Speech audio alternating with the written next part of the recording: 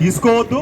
సంక్రాంతికి పస్తులతో ఉన్నారు, పిల్లలకు ఒక బట్టలు తీయలేదు, ఇంట్లో పప్పులు కొనుక్కోలేదు, ఉప్పు కొనుక్కోలేదు, బియ్యం లేవు, అర్ధాకలతో వాళ్ళందరూ అలమటిస్తూ ఉంటే వారు కనుక 3 రోజులు డ్యూటీ కనుక ఆపితే ఈ చోడవరం నియోజకవర్గం అంతా కూడా పూర్తి స్థాయిలో కలరాతో పాటు మరి అంటువ్యాధులు ప్రబలే అవకాశం ఉంది. కనుక దయచేసి ఇలాంటి వ్యక్తుల్ని కాపాడండి. చట్టసభలో ఉన్నటువంటి వ్యక్తులు కేవలం మీరు కాన్వాయ్లో కుయ్యమని చెప్పి లైట్లు వేసుకొని తిరగటం కాదు.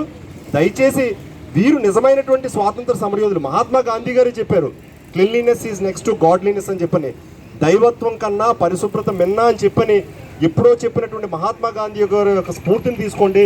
పాశ్చాత్య దేశాల్లో పరిశుభ్రత, పారిశుద్ధ కార్మికులకి విపరీతమైనటువంటి గౌరవ మర్యాదలు ఉన్నాయి. కానీ ఈరోజు మరి వీళ్ళందరూ ఆకలితో మగ్గుతూ ఉంటే ప్రజలకు కూడా వినాశనం.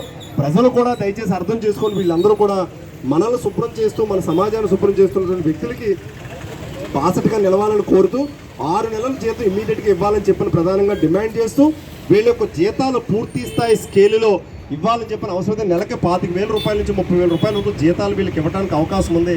ప్రభుత్వం దీనిపై ఇమీడియట్గా బుర్ర పెట్టి కాన్సన్ట్రేట్ చేసి వాళ్ళ యొక్క సమస్యల పరిష్కారాన్ని ఇమీడియట్గా చేయాలి.